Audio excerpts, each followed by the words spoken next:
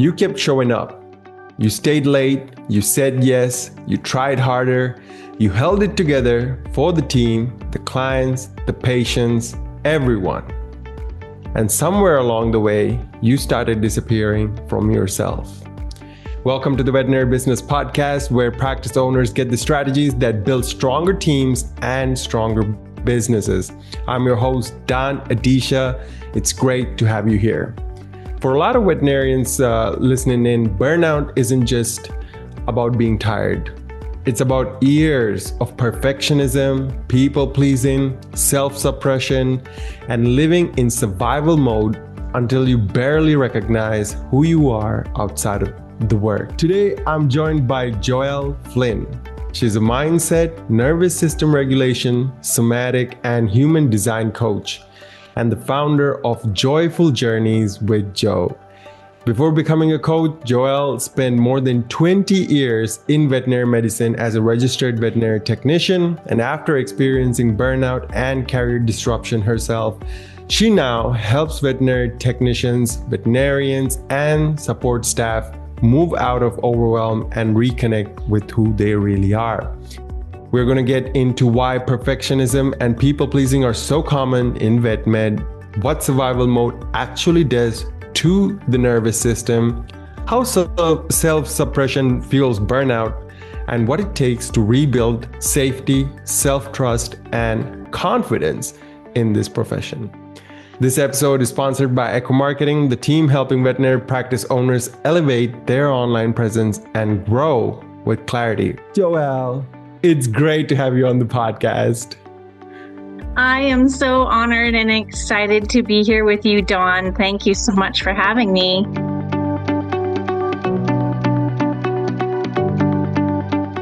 So let's get into the conversation here, Joelle.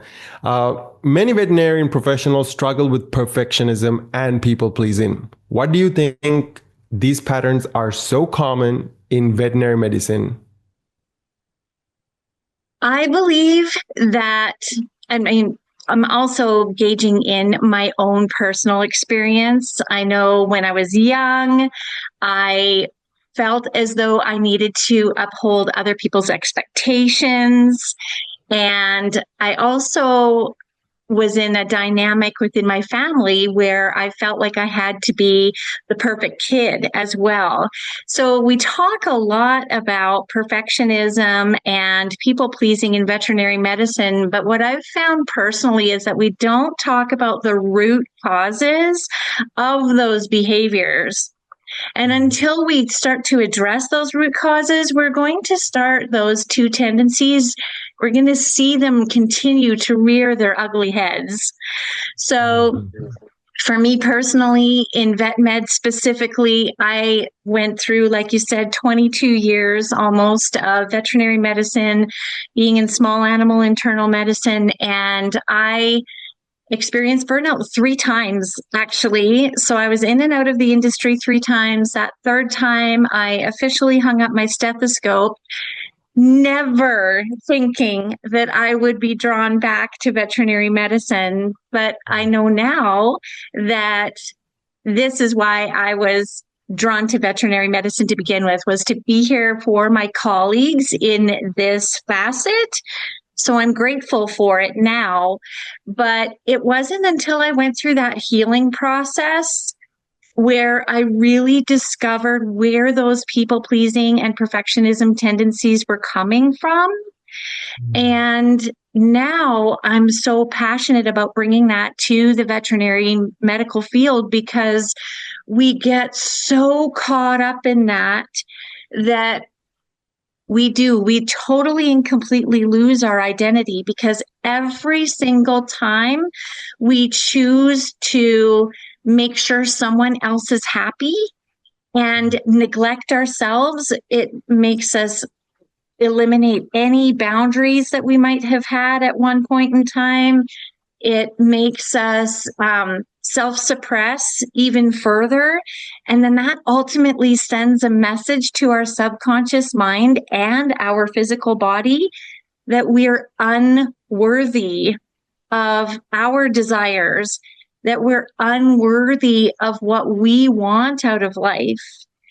And Mhm. I think it's so incredibly important to start addressing those core issues, those issues that are part of our identity that we have actually been suppressing for some of us. I mean, for me, it was 47 years, That's right. 47 years. And I almost feel like I woke up one morning and I just was like, you know what?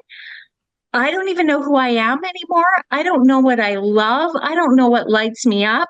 I don't know what my path or my purpose is on this earth. I had just fallen so deeply into those people pleasing and perfection tendencies that Mm. my identity was totally lost. Oof. Oh, there's a lot to unpack there. But I'm really curious about the first two times that you left, out of burnout. Um, what was different about that first two times? What did you not address these root causes? Like you thought this was temporary. You went on a vacation, you came back. You What know what? happened? I love this question so much, and I appreciate you for asking it because it's not really something that I've thought much about, but it ties into this topic so well. So, the first time I actually stepped away from veterinary medicine, I had just had my son, so my firstborn. My second child was on the way. So I was experiencing kind of all the hormonal stuff, the pressures of, now you're a mom and this is what's important. And we have to sacrifice in order to show our love for our children, right? That's what love looks like, is sacrifice. And so I felt as though I had to sacrifice my career in order to now be a mom. And then the second time I actually, my children were a little bit older. I stepped away from the industry primarily due to burnout. And it was my own mother actually who pressured me about, you're so good at this job. You love it so much. You went through and you got all this education. You have all this tremendous experience. Why aren't you going back? So then it was like this transition from, now your kids are older and they don't necessarily need you. We always need our mothers, right? But um, it it was like this pressure to go back to the career. And Mm. so that's what ultimately led me back. So to answer your question about did I go through the healing process then?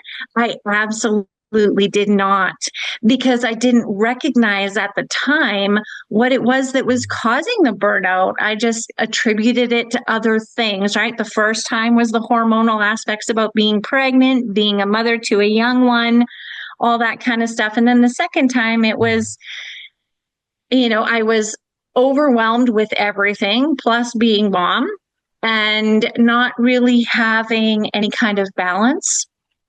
So Mm. I love that question. Thank you so much for asking it. It's brought Absolutely. kind of a new thought process to me now. That's amazing. Oh, wow. That's great to hear. And, as you were mentioning those two things, because the reason why I asked that question is because I wanted our listeners to understand what they might also be doing themselves, right? They're also in the same position, and they're also misdiagnosing it, as you did the first two times around. So, what I took away from that, Joelle, is making someone else happy, neglecting ourselves, right? Yes, That 100%. that seems Yeah, to inevitably lead us on the path to burnout.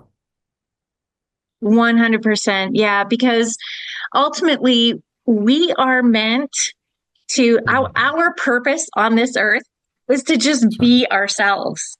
And from the Mhm. moment we're born, we start having all of these other influences on us. Our belief systems are created through cultural, societal, religious, like all of these different influences that help us to create our belief systems in the way that where our upbringing is. And so everything from you're not good enough, you're not smart enough, you're not pretty enough, you're not courageous enough, you're not strong enough, you talk too much, you're too opinionated, you're too boisterous, whether it's you're too much of something or not enough of something, all of those influences impact our subconscious mind so much so that we start to believe that our natural and authentic self isn't worthy of showing.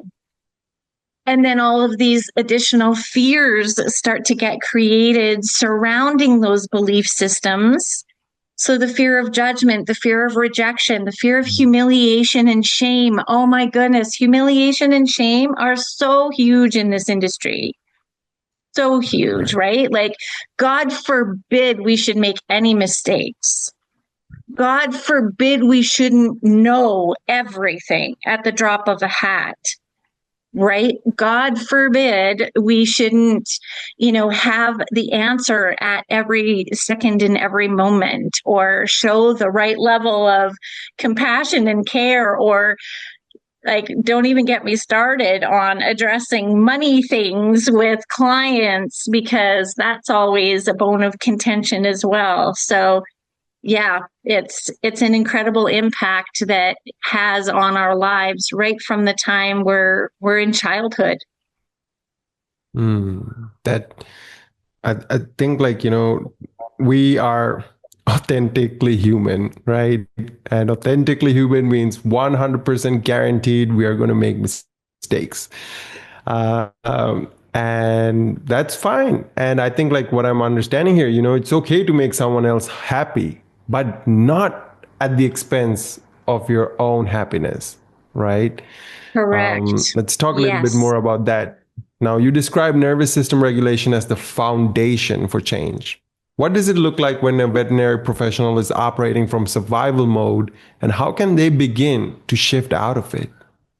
Yes, this is such a great question, because I really feel that most of us don't even recognize it within ourselves. Right? I think most oftentimes it's going to be someone else in your direct circle that starts to recognize that you're dysregulated. And let's face it, almost everyone who will be watching this podcast will be dysregulated. It's actually statistically proven that up to 85% of North America's average adult is spending up to 90% of their awake hours in fight, flight, freeze, or fawn, or that parasympathetic nervous system mode, that survival mode. So we are operating in survival mode almost all the time, and most of us don't even know it. So what is it going to look like? It can manifest in physical ways, chronic inflammation, GI disturbances, anything from sleep disruption to energy decrease, brain fog. All of those sorts of things can be physical indications that you're operating from survival mode. Anxiety, depression, right? Both of those things as well. And from a mental and physical or mental and emotional perspective, we are unable to cope appropriately with our emotions. So emotions is so funny. Anytime I think about this, I think about how so many of us haven't got a clue what we're supposed to do with our emotions. And the word itself indicates what we're supposed to do. Emote. Emotions. They're meant to be felt. They're meant to be realized. They're meant to be acknowledged. They're meant to be learned from and moved through. But instead, what do? We suppress them. We push them down. We try to ignore them for the sake of being stoic and strong. Or I know back in my day when I went through my learning, we were told, like, never cry in front of a client. Don't show your emotion in front of a client. You have to be strong for them, right? And as women, especially, we get told the same kind of thing with our kids. Like, we have to be strong for our kids. Men are the same. Like, men aren't permitted, right? You have to be a man. You have to, and it's very similar mindsets that are passed along to us, these belief systems that are passed along to us about not showing our emotions. And then we wonder why we're so dysregulated. And it's like, friend, if you've had a day where you need to go home and punch pillows or scream into the pillows or lay on the floor and have a temper tantrum like a 2-year-old, do it, because it's so freeing and it feels so good. And immediately after it's passed, it's like, you feel like a different human being. But when we continually suppress all of our feelings and emotions, what ends up happening? We end up becoming short-tempered. We end up becoming either very sad or really depressed in certain situations, or we have panic attacks, right? So from a mental and emotional perspective, those are the sorts of things that we'll see. And it's not until those sort of things kick in that most of us become internally aware. And it's all about awareness. So we might start to, like, I have this maybe acid reflux. And I know for me, I had it for 7 years, and I attribute it now all to being like dysregulated with my nervous system. So sometimes we don't notice those physical things and we think that it's our normal, and it's not normal. Okay. But when it really starts to become apparent is when it's just so far gone that we start to experience panic attacks. And I know for me, I didn't even recognize that that's like, I didn't even call those particular moments panic attacks until I was sharing them with my daughter. And she's like, Mom, you're having panic attacks. Like, this is what this is. And I was like, oh, because like for me, they manifested as uncontrollable crying. Like, I was at work one day and out of nowhere, like out of absolutely nowhere, I think maybe I was placing an IV catheter, and this uncontrollable crying. And I'm like, what is happening to my body right now? And it was like in complete shutdown mode, like no prefrontal cortex, gone. So it took for her, it took for me to share with her what my experience was in that moment. And then for her to say, that's a panic attack. And then I was like, oh, then what is happening? Right. So then began kind of this journey to learning how to be more aware. Journey to really learning more how to be more aware of your own emotions. I mean, we really don't take them seriously until the point like we are in your situation, uncontrollably crying in the middle of the day out of nowhere. And then you're like, oh, I must be suppressing a little bit too much. And that might not be your first thought either. You might be thinking something is wrong with my body. Let me, get some Tylenol or, some kind of medicine to fix up the symptom, but never the problem. Now, how can we really begin to shift out of this? How does this journey start? Take us there, Joelle. Yes. So I believe that the best place to start, and one of the things that's really missing with mindset and mental health in our industry, is talking about central nervous system regulation. I think that it is absolutely foundational. I know for myself, I'm actually certified in a multitude of modalities, anything from somatic therapy to polyvagal theory, EMDR, EFT, all of these different things. And the reason I'm so passionate about all of those different modalities is because I actually base all of my coaching on everyone's individual human design. And we'll talk about that shortly, I'm sure. But it's really important to create habits that help us regulate. And I know one of the things that I find absolutely fascinating about veterinary medicine is we know so much about the physical body and the understandings of the physiology and the neuroscience behind the physical body. And yet we don't recognize within ourselves that we're not even breathing the way our bodies are intended to breathe. That diaphragmatic breathing, those nice deep sighs, and like fully inflating our lungs. Like another thing about the statistic that I shared earlier about being in survival mode is that we actually only utilize the upper quadrants of our lungs throughout the day as well. So what does that affect? It affects our oxygenation. It affects our blood flow. It affects lymphatic drainage, all of these different aspects that just simply breathing appropriately can change. So breath work is huge, and we call it breath work, but ultimately it's just learning how to breathe the way the good Lord or the universe, the divine, however a higher being you believe in, has created us to breathe. And that sends the message to our central nervous system that we're safe in that moment.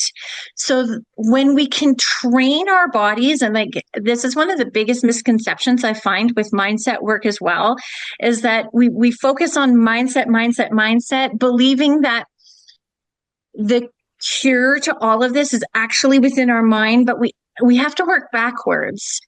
And while we understand when we're in this work, while we understand that it was our mindset that got our physical bodies to where it's at right now, in order to heal, we've actually got to work backwards, because anyone who's on the call right now might be thinking, yeah, I've tried fixing my mindset. I've tried changing the way I think.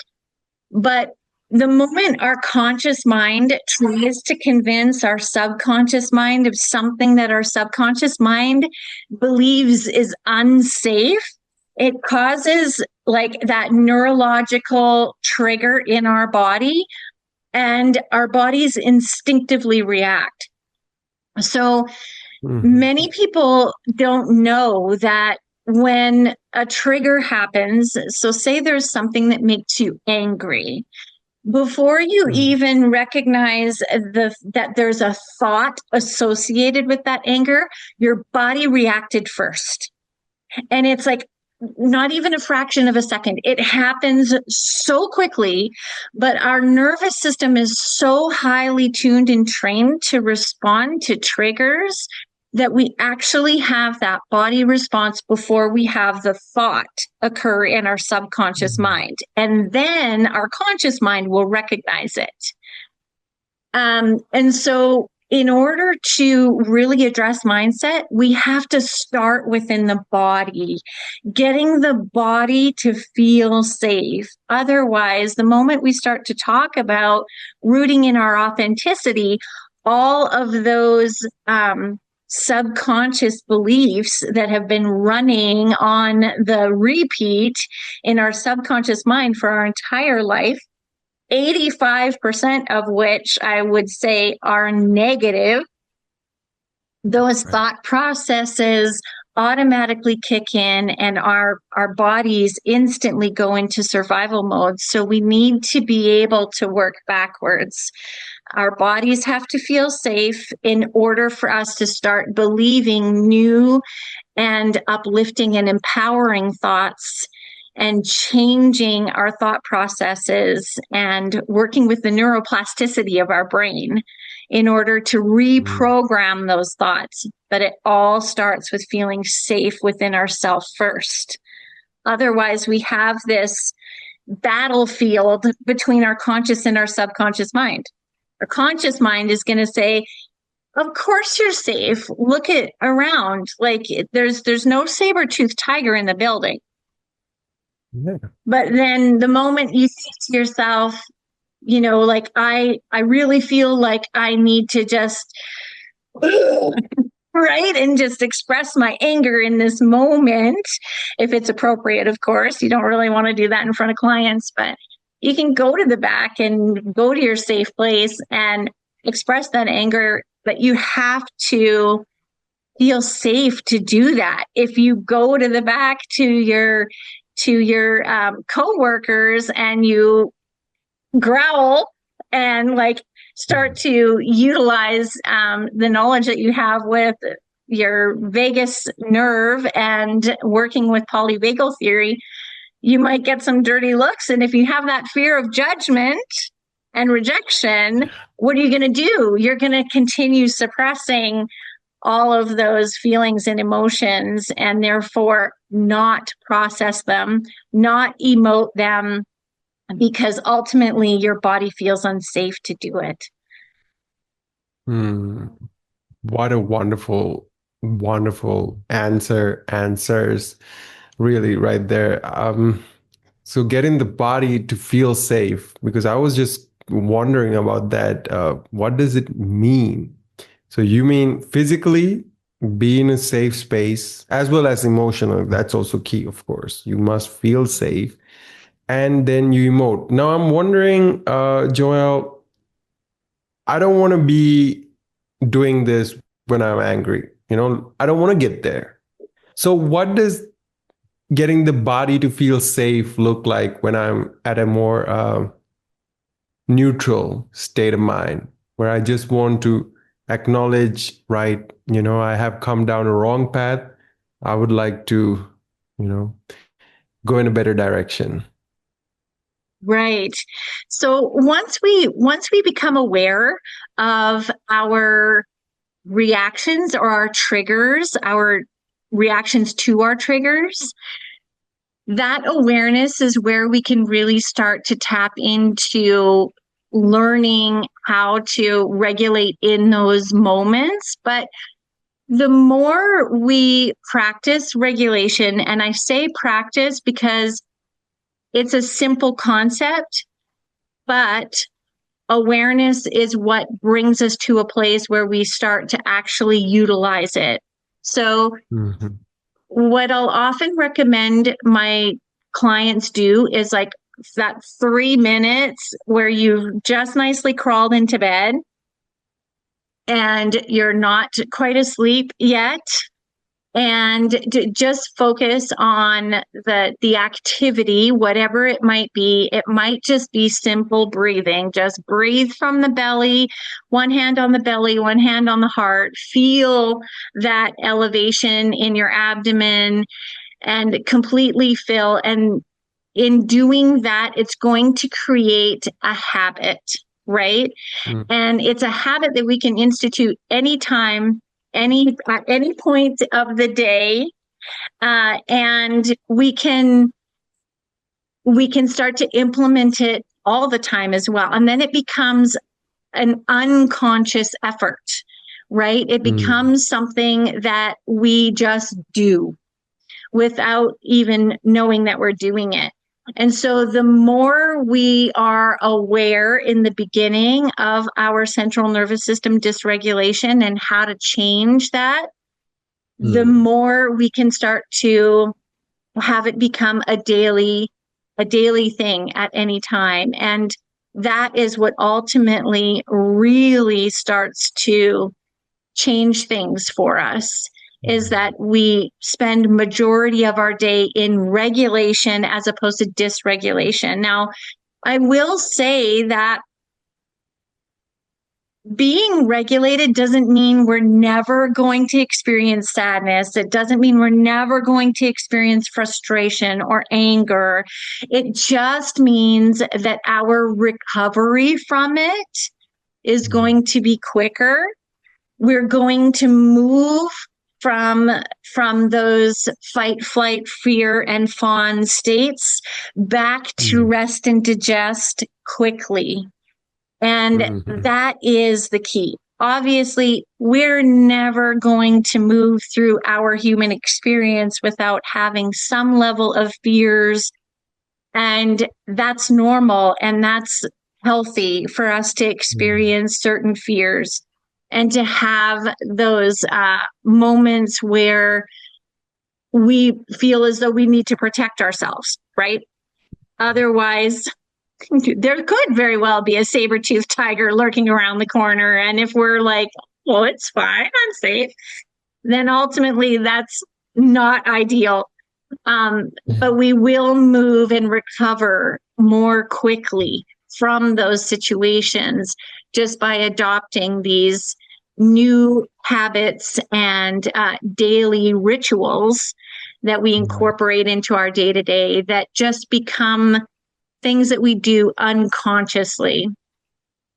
Amazing. Because what I kind of take away from that is if we are going usually 0 to 100, we might go 0 to 30, because we have been regulating. We can kind of catch on a little bit quicker, the signs, you're feeling, because I know personally when I have reached that limit and gone beyond that threshold, it feels like a bad hangover, just like it just feels drained. I'm drained of emotion. It's just, you have gone beyond what you're capable of, or, and it just feels like a horrible, horrible hangover. But instead, you don't even have a great night out. You just had a few moments of frustration. So it's would be amazing to kind of catch that on a bit earlier and just acknowledge, okay, might be getting mad here. Let's not go all the way. Let's take a minute. Let's take a beat, have some introspection, take those nice deep breaths. And I think too, now, one of the other pillars in my coaching is human design. And I know we're going to get there, but it plays a huge role in our nervous system as well. And it also helps us to have grace, right? So take a moment of introspection and take that nice deep belly breath, and also recognize that every other person thinks differently. They have different qualities about themselves. They have different gifts, different talents, different attributes, different personalities, and all these things. So it gives us that awareness to take a moment to give grace to other people as well. Okay, that's a very interesting point. That's a really interesting point. Give grace to other people. Perhaps then you can begin giving grace to yourself too. Right. Amazing. Now, we've been talking about what happens when veterinary professionals stay in survival mode for too long, always reacting, always bracing, always trying to keep everything from falling apart. Your practice can end up in survival mode too. It may not look like burnout at first. It may look like inconsistent new client flow, an online presence that no longer reflects the quality of your care, marketing that feels scattered, or a team that is doing great work but not being seen by the right people. And just like a personal burnout, practice growth challenges rarely fix themselves by pushing harder. And that is why the Veterinary Business Institute, together with our platinum sponsor, Echo Marketing, is offering a complimentary marketing strategy meeting for our veterinary community. This session is valued at $900, but is being provided completely free of charge to our listeners. You will meet with Lila, a veterinary marketing strategist who has worked with more than 200 veterinary practices, helping them elevate their online presence, attracting the right clients, and creating a clearer path for sustainable growth. During this meeting, Lila will help you look at where your practice stands online, what may be holding your marketing back, and what opportunities you may be missing to better connect with pet owners in your community. So if your practice has been doing excellent, but your marketing does not fully show that, this is a great opportunity to get that expert guidance at no cost. Book your complimentary marketing strategy meeting through veterinarybusinessinstitute.com/MSM. I'm going to repeat that one more time. Veterinary Business Institute, that's one word, .com/MSM. Now, Echo only takes a limited number each month. If this resonates with you, grab a spot while it's open. All right, let's get back to the conversation because the next question takes it even further. Now, Joelle, your coaching framework includes the concept of IBAG. Am I correct? Yes. How do you pronounce that? Exactly the way you did. The IBAG. Amazing. The IBAG. So balance, boundless, and genuine. What does each of those qualities mean in real life for someone working in vet med? I really love this question. Number one, because I feel as though my coaching is very unique in this regard. I think that there are very few of us who are approaching mindset and mental health in the same way as I am with these three pillars. So I operate on the idea that our central nervous system regulation is key. So that's the balanced portion of the IBAG.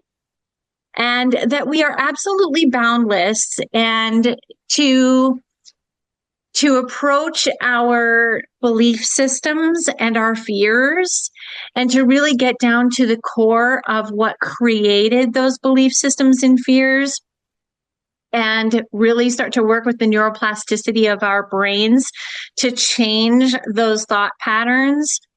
It's key to get right to the events that created those belief systems to begin with.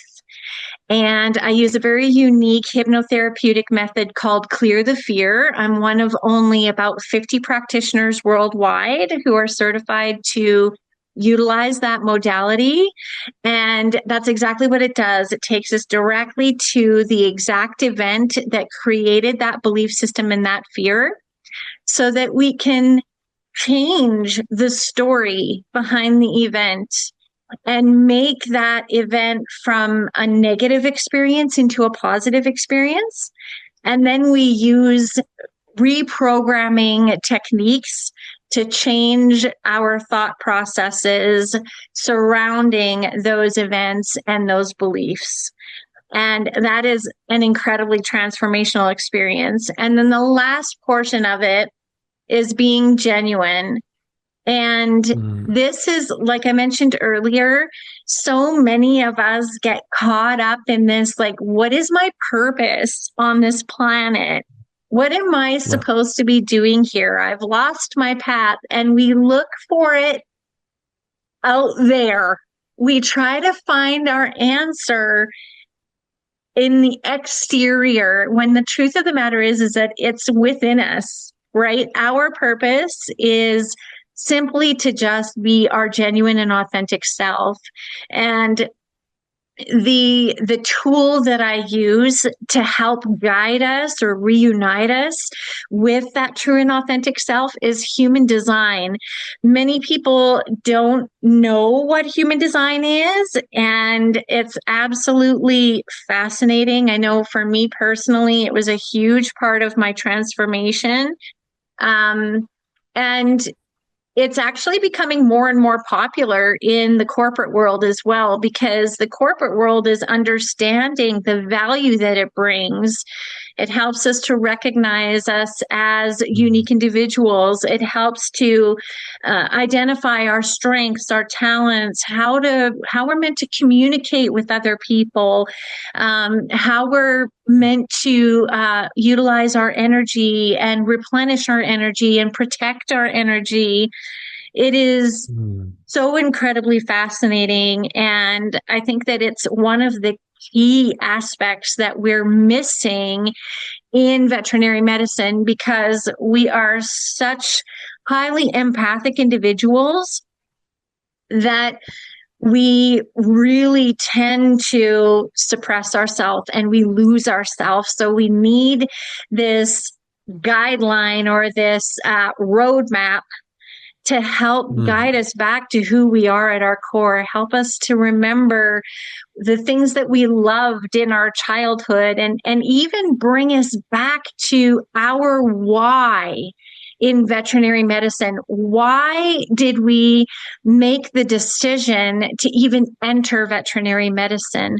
What was it that lit us on fire about veterinary medicine when we were kids, and really tap into that authentic feeling and that authentic knowing that this is where we really are meant to be, and it is something that we love to do, and just really embrace the authenticity behind all of those feelings that we had when we were young. And it's just so incredibly important to recognize that our passions and our joy are our purpose. So yeah, I could go on and on and on about human design specifically. Obviously, I'm also very passionate about ensuring that people have a good understanding of central nervous system regulation too. But yeah, it's all very fascinating, and it all comes together so perfectly. And I know all of my clients have really had massive transformation by combining these 3 pillars. And I love it so much. And like I said, I could talk about it for hours. So Absolutely. I will respect everyone's time.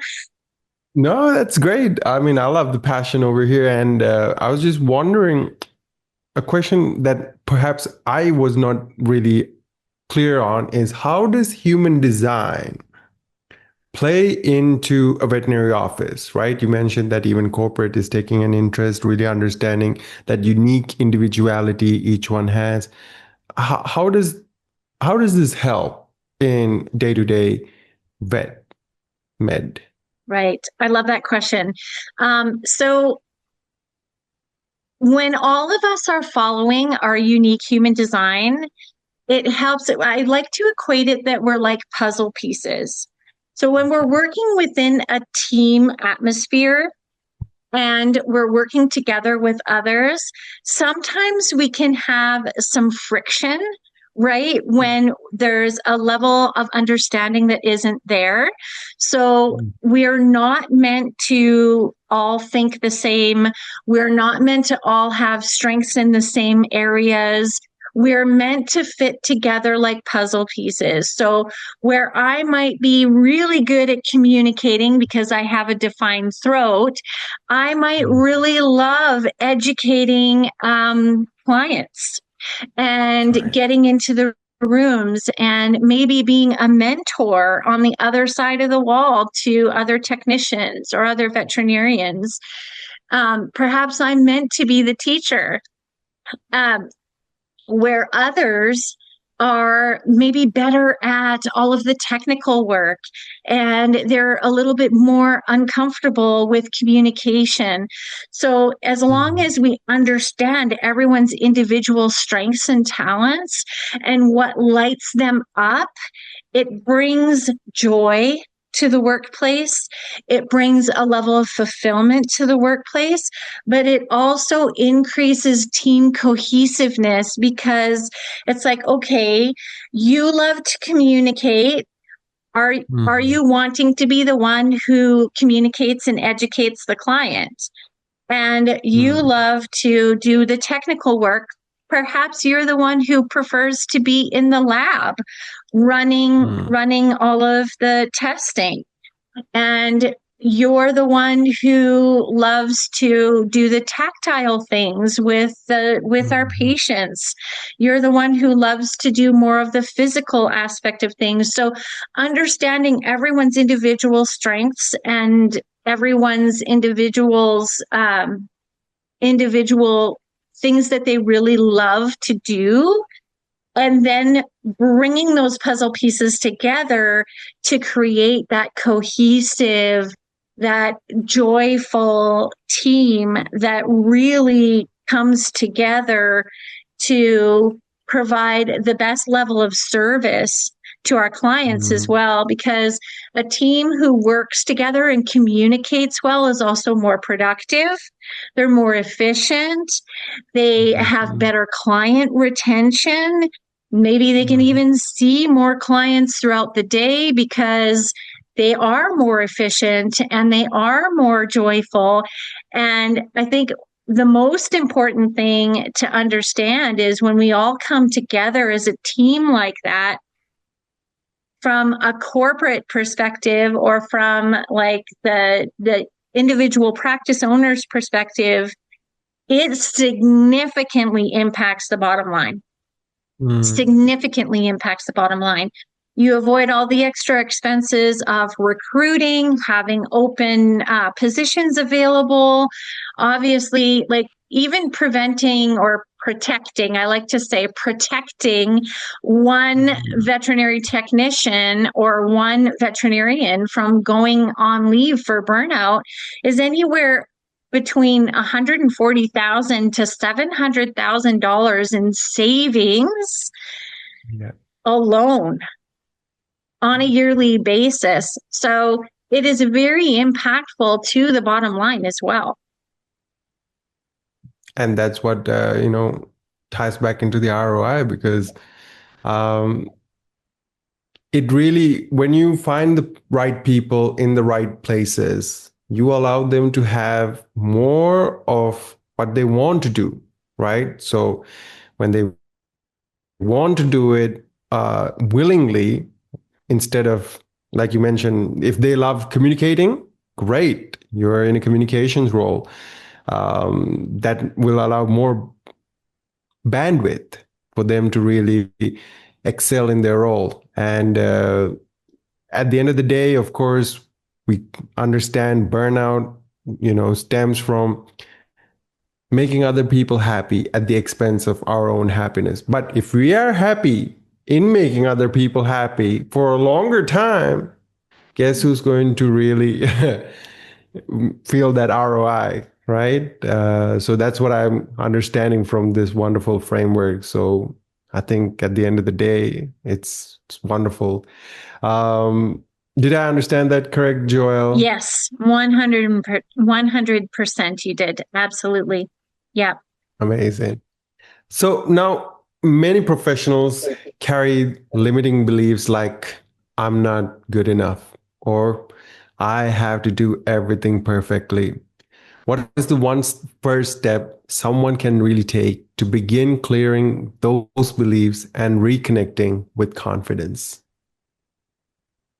Yeah, like our limiting beliefs have impact on every aspect of our life, right? It isn't just our professional life that our limiting beliefs impact.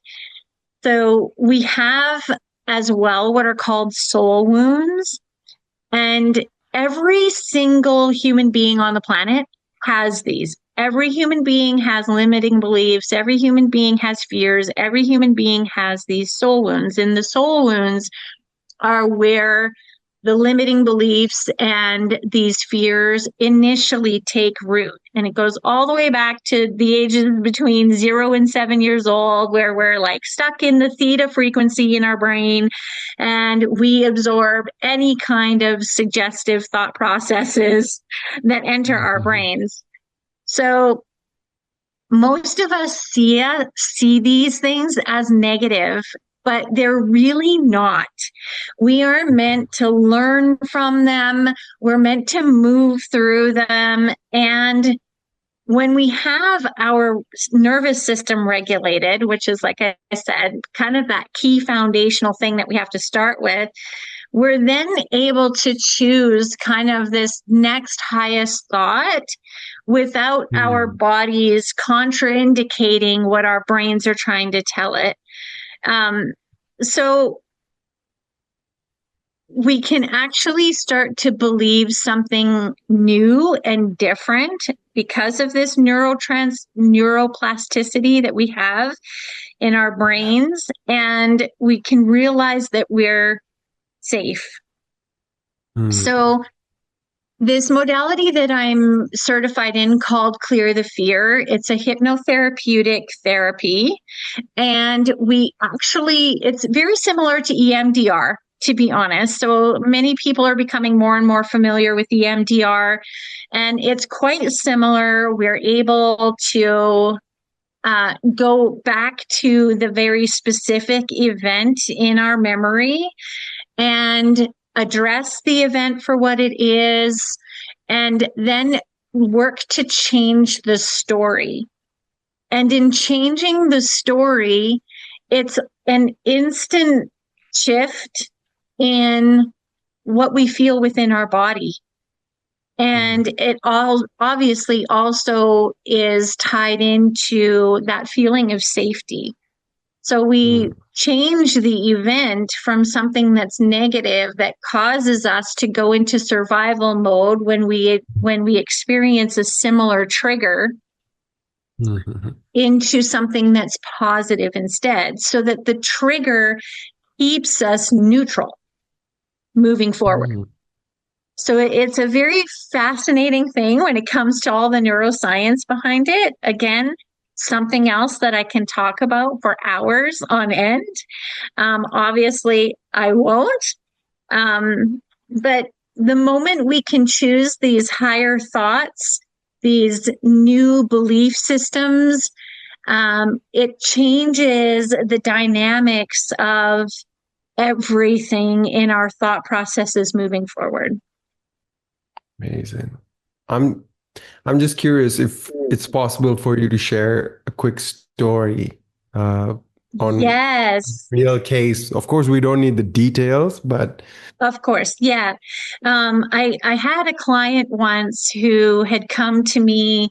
She was experiencing repeat patterns. So by repeat patterns, what I mean is oftentimes we go through life and we'll be like, oh my gosh, this again? Why does this keep happening? And those things keep happening because we haven't taken the learnings from the thing yet. So we have to take those moments of introspection and start to really question ourselves about what it is that needs to be learned from these repeating events that I can elevate beyond.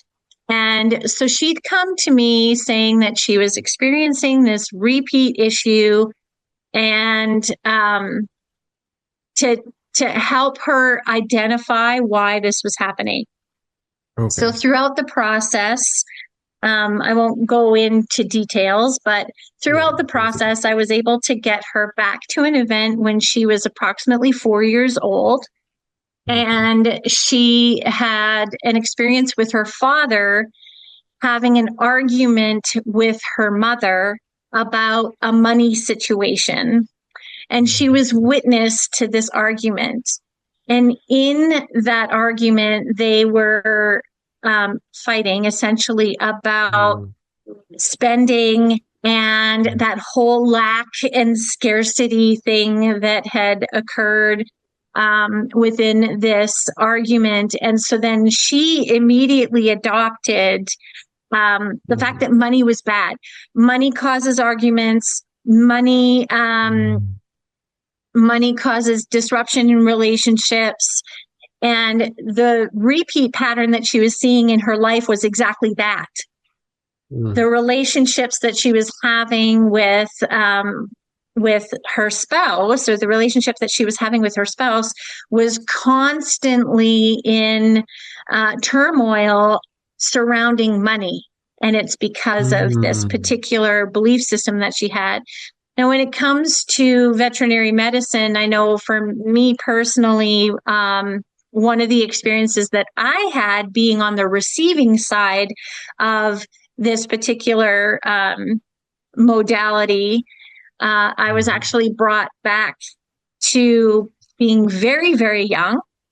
And it was the issue that I was having was that because I was adopted from birth, I had that whole rejection issue and this feeling of judgment, these fears of judgment that kept rearing their ugly head, which obviously when we have these fears of judgment and rejection, one of the things that we're instinctively going to do is not show our natural self, right? And so that experience was incredibly transformational for me too. It was one of the things that helped me to realize that I'd fallen very deeply into those people pleasing and perfection tendencies. So, yeah. Wow. It's belief systems. I really appreciate that example and really you sharing your own experience there, Joelle. This is deeper. This is I'm at a loss for words, but it's deeper than what we really think about. Usually it's burnout. Okay, take a vacation. Let's take a few days off, just rest. Okay, you're resting, but you come back and you're burned out yet again, perhaps even worse. There's the whole exodus out of the veterinary industry happening just because of this reason as well. So I really appreciate you, Joelle, taking the time and breaking it down to the most granular level we could really get. And of course, where it stems from. And I really do hope that our listeners are able to take away something from this conversation. Speaking of which, if they could take away something, and if they could only take away one thing, what would it be to wrap things out? Oh my goodness. You know what? If you can just really tap into the benefits of breathing the way our bodies are intended to breathe, that can be like absolutely life transformational. So the best way to start creating a new habit is, number one, to choose something that's going to fit into your lifestyle easily and effortlessly, something that's quick and easy to do at any time, anywhere. That would, from my perspective anyway, that would be a breathing exercise. So there's a fantastic exercise that I teach to many of my clients, if not all of them, and that is the box breathing. So you want to take that nice, big, deep belly breath in, sit up nice and tall, and take the breath in for 4 seconds. And then you want to hold it for 4 seconds, and then exhale through the mouth for 4 seconds. Hold at the end of the exhale for 4 seconds again. Inhale for 4 seconds through the nose. Hold for 4 seconds. Exhale for 4 seconds. And then just keep repeating that cycle at least for 3 times. If you start to do that right before bed, or first thing in the morning before you get out of bed, or both, ideally, you're going to start instinctively training your body to do that when you're starting to feel as though you're getting a little bit anxious, or you start to notice that your breath rate goes up, your heart rate goes up, maybe your shoulders come to your ears and your solar plexus clenches. And you're just instinctively going to tell yourself subconsciously, just breathe. and all will be well. And we'll end it at that. Joelle, thank you so much for joining us.